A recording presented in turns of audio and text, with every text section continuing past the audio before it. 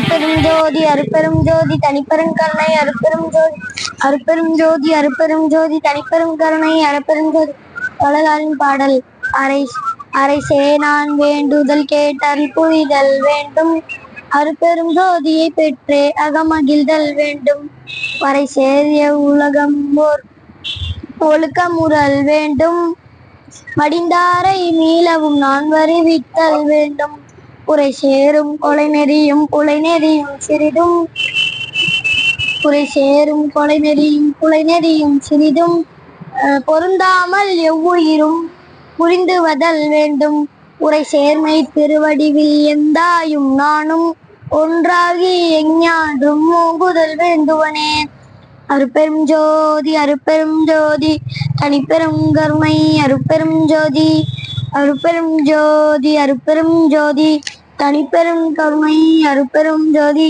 ஒரு சிறிய கதை. ஒரு ஊர்ல, அதாவது பல்லடத்துல ஒரு ஞானி இருக்காரு. அந்த ஞானி எப்பயுமே சிரிச்சிட்டே இருக்காரு.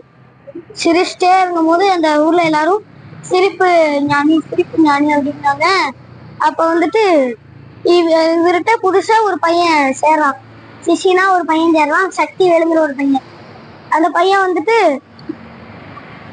சொல்றான், இந்த மாதிரி அவர் பின்னாடியே போறான். ஏன் இவரு சிரிச்சிட்டே இருக்காரு அப்படின்னு இவரு பின்னாடியே போறான். எப்பயுமே இவர் பின்னாடியே போறான். அப்புறமா ஒரு நாள் இவர் தனிமையில இருக்காரு.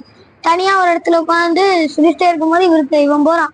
இவன் ஒரு மாதிரி போய் பதட்டத்திலேயே குருட்ட கேட்கணும். அந்த இவர்கிட்ட கேட்கிறப்போ அந்த சக்திவேல் சொல்றான், நீங்க ஏன் எப்பயுமே சிரிச்சிட்டே இருக்கீங்க அப்படின்னோடனே அவரும் சொல்றாரு, சிரிக்கிறதுங்கிறது இறைவன் நம்மளுக்கு கொடுத்த வரம், அதனால நான் அந்த வரத்தை யூஸ் பண்ணி சிரிச்சிட்டே இருக்கணும்னே உனக்கு எதுவுமே புரியல.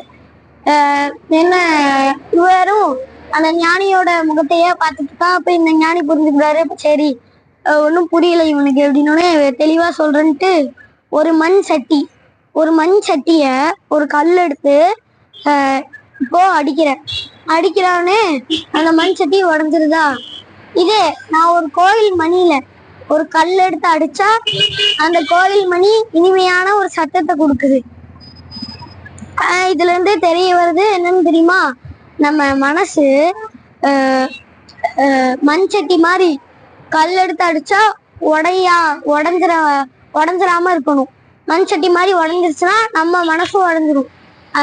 இதே கோயில் மணி மாதிரி இப்ப கோயில் மணி மேல கல் எடுத்து அடிச்சா கோயில் மணி இனிமையான சவுண்டு கொடுக்குது. அதே மாதிரிதான் நம்ம மனசுல கல்லை எடுத்து கூட அறிஞ்சாலும் நம்ம மன உறுதியா இருக்கணும். அப்புறமா இவனுக்கும் அதை புரிஞ்சுக்குது. சரி, ஓகே, மண் சட்டி மாதிரி உடஞ்சு போனா இருக்கக்கூடாது, நம்ம மனசு வந்துட்டு கோயில் மணி மாதிரி உறுதியா இருக்கணும் அப்படின்னோட இவனும் புரிஞ்சுக்கிட்டு ஓகே, நம்ம மனசை அன்னையில இருந்து உறுதியா வச்சுட்டு இருக்கான். நன்றி, வணக்கம்.